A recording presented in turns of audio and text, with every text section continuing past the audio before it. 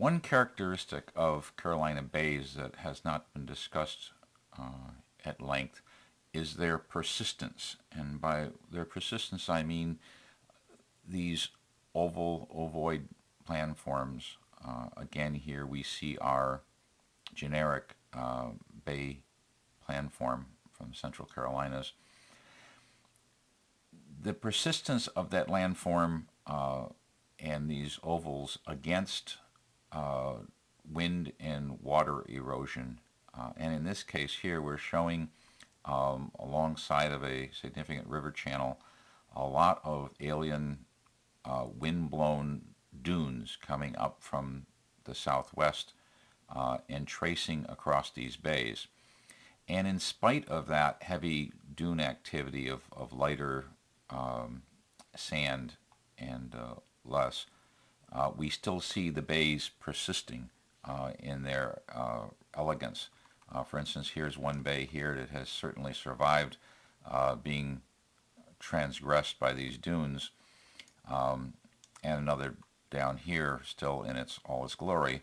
And in spite of the fact that this major bay in the center here is being invaded by these dunes, you can still see the planform quite well.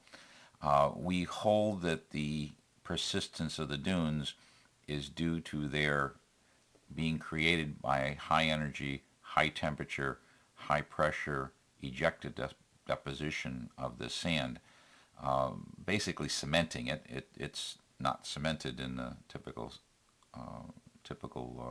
nomenclature, but it does have a very high density and it is very well compacted. It doesn't blow around in the wind, although the loss from the river basin does. I'm going to do a couple more bays here. We have one down below here. I'm going to bring it up. These are bays overlays. I'm going to drag it into this field here, and we get a pretty good fit with an adjustment. And I'm going to bring it up and capture this large bay and render it into the survey this way. I'm quite satisfied with that.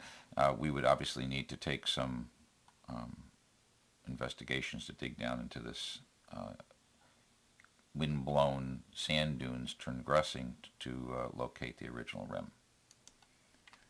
And finally, we're going to tackle this little one down below here to the west and come into the overlay.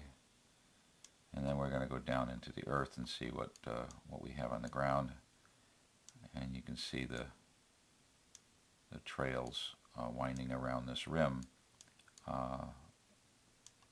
that help describe it.